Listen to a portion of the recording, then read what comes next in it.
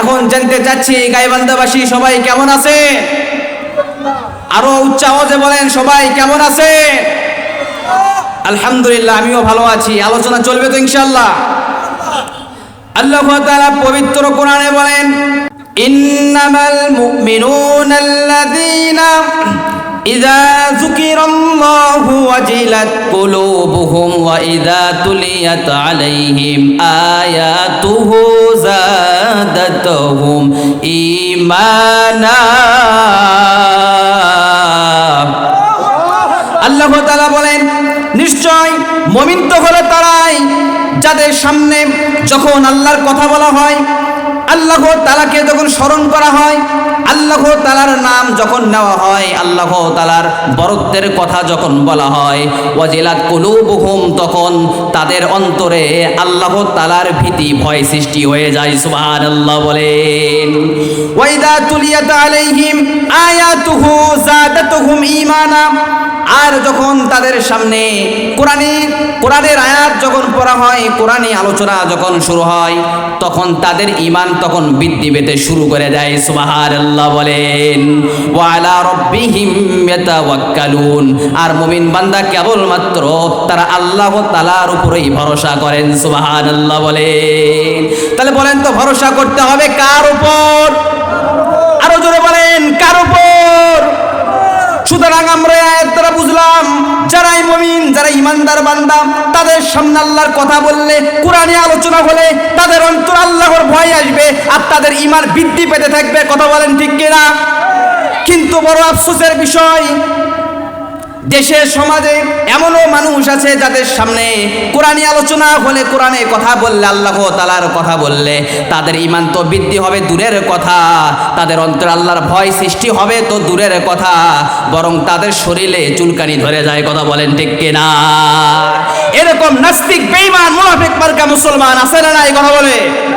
আল্লাহ তাআলা বলেন, যারা ঈমানদার, যারা মুমিন, তাদের সামনে যখন কোরআনী আলোচনা যখন করা হবে, তখন তাদের ঈমান বৃদ্ধি পাবে, তখন তাদের শরীরে আল্লাহ তাআলার ভয় সৃষ্টি হয়ে যাবে, তখন তারা নিজেদের গুনার জন্য আফসোস করবে, আল্লাহর আযাবের কথা তখন ভয় করতে থাকবে। সুতরাং মুসলমান জাতি এমন হওয়া উচিত যাদের সামনে কোরআনী আলোচনা হলে তাদের ঈমান বৃদ্ধি পাবে। শুধু তাই নয়, মুসলমান যতদিন পৃথিবীতে বেঁচে থাকবে ততদিন ইসলামের পক্ষে থাকবে, 5 ওয়াক্ত নামাজ পড়বে, রোজা রাখবে, হজ পালন করবে। আর যদি ইসলামের জন্য কখনো শহীদ হতে হয়, ইসলামের জন্য যদি কখনো জিহাদে নামার প্রয়োজন হয়, জিহাদে নামার জন্য রাজি আছেন তো ইনশাআল্লাহ? কে কে রাজি আছেন? দু হাত তুলে আল্লাহকে দেখা। নারায়ে তাকবীর। লড়াইয়ের ওই ময়দানেতে যেতে তোমাকে হবে, প্রয়োজনে সব রক্তটুকু জমিনেই ঢেলে দেবে। ঠিক না? লড়াইয়ের ওই ময়দানেতে যেতে তোমাকে হবে, প্রয়োজনে সব রক্তটুকু জমিনেই ঢেলে দেবে। তবুও তোমায় লড়তে হবে, মানিবে না পরাজয়। তবুও তোমায় লড়তে হবে, মানিবে না পরাজয়। বিপ্লব মানে জীবন দিয়া বসে থাকা নয়, সে কোনোদিন আসবে না রে করো যদি ভয়। বিপ্লব মানে জীবন দিয়া বসে থাকা নয়, সে কোনোদিন আসবে না রে করো যদি ভয়। ঠিক কিনা? আসবে বিজয়, রক্ত আর জীবনের বিনিময়। আসবে বিজয়, রক্ত আর জীবনের বিনিময়। বিপ্লব মানে জীবন দিয়া বসে থাকা নয়, সে কোনোদিন আসবে না রে করো যদি ভয়। কথা বলেন ঠিক কিনা? এই জন্য বলতে চাই যুবক ভাইদেরকে, যুবক ভাইরা, তোমরা যদি ইসলামের পথে আসো, তোমরা যদি ইসলামে প্রবেশ করো, তোমরা যদি 5 ওয়াক্ত নামাজ পড়ো, তোমরা যদি আশিকে রাসূল হও, তোমরা যদি কোরআন প্রেমিক হও, তোমরা যদি 5 ওয়াক্ত নামাজ পড়ো, আর তোমাদের হাতে যদি কালেমার যদি ঝান্ডা থাকে, তোমরা যুবকরা যদি এক হয়ে যদি ময়দানে নেমে আল্লাহু আকবারের স্লোগান দিতে থাকো, তাহলে কোনো নাস্তিক, কোনো বেঈমান তোমাদের সামনে মাথা উঁচু করে কথা বলতে পারবে না। কথা বলেন ঠিক কিনা? জোরে আওয়াজ করে বলেন ঠিক কিনা? কিন্তু আজকে যুবকদের হাতে টাচ মোবাইল, 5 বন্ধু এক জায়গায় বসতে, 5 জনের হাতে টাচ মোবাইল, ফ্রি ফায়ার আর পাবজি খেলে, তাদেরকে ভালো কথা বললেও তারা ক্ষিপ্ত হয়ে যায়। কথা বলেন ঠিক কিনা? এই মোবাইল আজকে যুব সমাজকে আজকে অন্ধকারে নিক্ষিপ্ত করেছে। কথা বলেন ঠিক কিনা? যুবকরা যদি ইসলামের পক্ষে আসে, তাহলে কোন নাস্তিক, বেঈমান মাথা উঁচু করে কথা বলার সাহস খুঁজে পাবে না। কথা বলেন ঠিক কিনা? সম্মানিত হাজিরিন, আজকে মানুষ ইসলাম থেকে দূরে সরে গিয়েছে। কোরআন থেকে দূরে সরে যাওয়ার কারণে মানুষ লাঞ্ছিত আর অবদুষ্ট হচ্ছে। কথা বলেন ঠিক কিনা? আরে মুসলমানের ইতিহাস ভুলে গিয়েছে, মুসলমানের বিজয়ের ইতিহাস ভুলে গিয়েছে। মুসলমানের ইতিহাস জানতে হবে। আগেকার মানুষদের ঈমান ছিল খুব শক্তিশালী। হযরত জুনায়েদ বাগদাদী রাহমাতুল্লাহ আলাইহির নাম শুনেছেন তো আপনারা? শোনেননি? বলেন। হযরত জুনায়েদ বাগদাদী রাহমাতুল্লাহ আলাইহি তিনার একজন বন্ধু ছিল ইহুদি। মাঝে মাঝে ইহুদি বন্ধু জুনায়েদ বাগদাদী রাহমাতুল্লাহ আলাইহির কাছে আসতেন, দুই বন্ধু গল্প করতেন। একবার জুনায়েদ বাগদাদী রাহমাতুল্লাহ আলাইহির সামনে ইহুদি বন্ধু এসে অল্প সময় গল্প করে ইহুদি বন্ধু এবার বলছে, জুনায়েদ আমি চলে যাব, আমি আর তোমার কাছে সময় দিতে পারতেছি না। জুনায়েদ বাগদাদী রাহমাতুল্লাহ আলাইহি বলেন, তুমি কোথায় যাবা? ইহুদি বন্ধু বলে, ও জুনায়েদ, আজকে আমাদের ইহুদি জাতির একটা সমাবেশ হয়েছে। আমরা ইহুদি জাতি, আমি যদি সেই সমাবেশে যদি আজকে উপস্থিত যদি না হই, তাহলে মানুষ আমাকে নিয়ে সমালোচনা করবে, আমাকে শাস্তি দেবে, আমাকে যেতে হবে। তখন জুনায়েদ বাগদাদী রাহমাতুল্লাহ আলাইহি বলে, তুমি শুধু একাই যাবে না, আমি জুনায়েদ বাগদাদী নিজেও তোমাদের সমাবেশে যাওয়ার জন্য প্রস্তুত আছি। নারায়ে তাকবীর। হযরত জুনায়েদ বাগদাদী বলে, আমিও তোমাদের সাথে যাব। এবার ইহুদি বন্ধু বলে, জুনায়েদ আমার সাথে তোমার যাওয়া হবে না। কেন?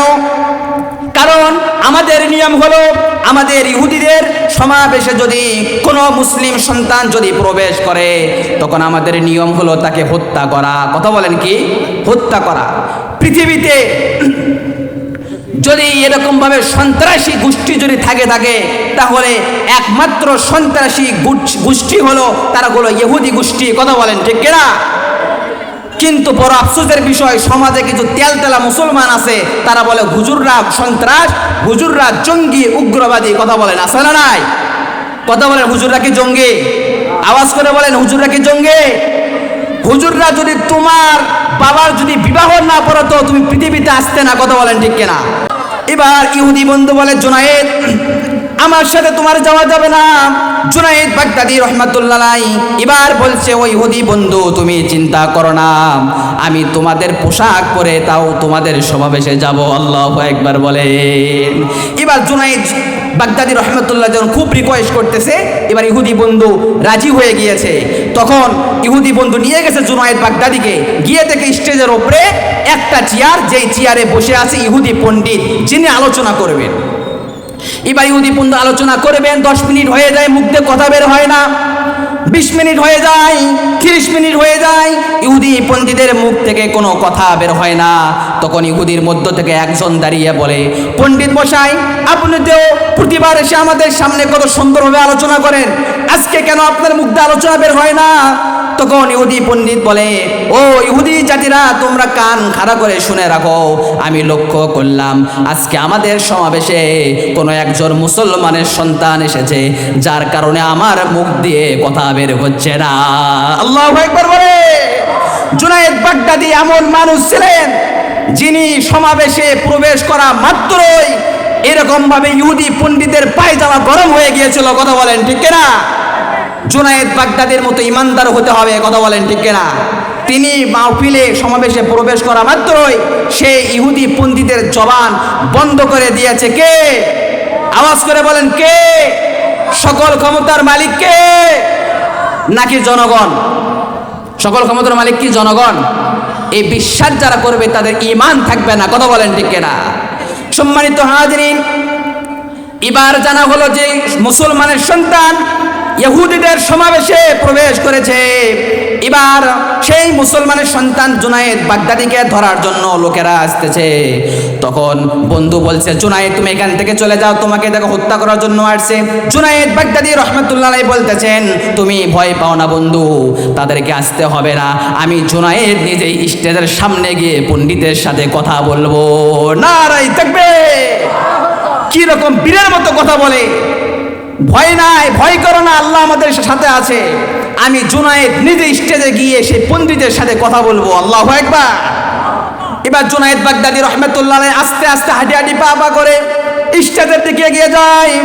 এগিয়ে এবার ইহুদি পণ্ডিতকে বলে, পণ্ডিত মশাই আপনার কি কথা আছে আপনি বলুন। এবার ইহুদি পণ্ডিত বলে, তোমার নাম কি? বলে জুনায়েদ। তখন ইহুদি বলে, তুমি জানো না আমাদের সমাবেশে চুরি করো মুসলমানের সন্তান যদি প্রবেশ করে আমাদের নিয়ম হলো তাকে হত্যা করে ফেলা। তখন জুনায়েদ বলে, হ্যাঁ জানি। তখন ইহুদি বলে, তা কেন এসেছো? জুনায়েদ বাগদাদী রহমতুল্লাহ বলতেছেন, আমি এই জন্য এসেছি, আমি দেখতে চাই তোমাদের সমাবেশে তোমরা কি পরিমাণ ভণ্ডামি করো। আল্লাহু আকবার বলে, বীরের মতো কথা বলতেছে, কথা বলেন ঠিক কিনা? কিন্তু আজকে সব উল্টো হয়ে গিয়েছে, যে ইহুদিরা আমাদেরকে দেখে ভয় করবে না, আমরা আরো বিধর্মীদেরকে দেখে ভয় পাই। কথা বলেন ঠিক কিনা? ইমান যে দুর্বল হয়ে গিয়েছে। তো এবার ইহুদি পণ্ডিত বলে যে তোমাকে 3টা প্রশ্ন করবো, যদি উত্তর দিতে পারো তাহলে তোমাকে হত্যা করবো না। আল্লাহু আকবার বলে। তো এবার জুনায়েদ বাগদাদী রহমতুল্লাহ আলাইকে প্রশ্ন করতেছে 3টা প্রশ্ন। তো জুনায়েদ বাগদাদী বলে, তার আগে আমার একটা প্রশ্ন, তা হলো আচ্ছা বলেন তো যে প্রশ্ন করবে তার দাম বেশি না যে জবাব দেবে তার দাম বেশি? সুবহানাল্লাহ বলে। এবার ইহুদি পণ্ডিত বলছে, অবশ্যই যে উত্তর দেবে সে তো শিক্ষক, তার সম্মান সবচেয়ে বেশি। তো স্টেজের উপরে চেয়ার আছে কয়টা? কথা বলে জোরে বলেন। একটা। তো এবার জুনায়েদ বাগদাদী বলতেছে, আচ্ছা বলেন চেয়ার যেহেতু একটা, তাহলে প্রশ্ন জবাব দেবো আমি, তাহলে সেই চেয়ারে বসার অধিকার আপনার বেশি না আমার বেশি? আল্লাহু আকবার বলে। এবার ইহুদি পণ্ডিত বলে, অবশ্যই আপনার বেশি। তখন জুনায়েদ বাগদাদী বলতেছে, তাহলে নামুন, চেয়ার থেকে নামুন। আল্লাহু আকবার বলে। চেয়ার থেকে নামছে, জুনায়েদ বাগদাদী বসে গেছে। এবার বলছে, বলেন আপনার কি প্রশ্ন আছে? যত প্রশ্ন আছে আমি জুনায়েদ উত্তর দিতে রাজি আছি। আল্লাহু আকবার বলে। এবার ইহুদি পণ্ডিত বলে, 1 নম্বর প্রশ্ন হলো জান্নাতি ব্যক্তিরা যত খাবে তারপরও তাদের পেশাব পায়খানা হবে না কেন? 1 নম্বর। 2 নম্বর প্রশ্ন হলো জান্নাতের মাঝে এমন একটি গাছ আছে যে গাছের ছায়া পুরো জান্নাতকে বেষ্টনী দিয়ে ছায়া দেবে, এটা কিভাবে সম্ভব? 3 নম্বর প্রশ্ন হলো যে জান্নাতি ব্যক্তিরা এত নিয়ামত খাবে, একটা ফল খাবে যার মধ্যে হরেক রকমের স্বাদ থাকবে, এটা কিভাবে সম্ভব? জানার দরকার আছে না? এই কথা বলে শেষ করছি। জুনায়েদ বাগদাদী বলে, 1 নম্বর প্রশ্নের জবাব হলো, সংক্ষিপ্ত আকারে বলছি যে আচ্ছা বলেন তো আপনি আপনার মায়ের পেটে ছিলেন না? হ্যাঁ। সেখানে কি বাচ্চারা খাওয়া দাওয়া করেনি? আল্লাহ খাওয়াননি? খাওয়াইছে। তা আল্লাহ কি পেশাব পায়খানা দিয়েছে বাচ্চাদেরকে? না, দেয়নি। তো জুনায়েদ বলে, যে আল্লাহ মায়ের পেটের মধ্যে সন্তানকে পেশাব পায়খানা দেয় না, ওই আল্লাহই পারে জান্নাতি ব্যক্তিদের পেশাব পায়খানা দেবে না। কথা বলেন ঠিক কিনা?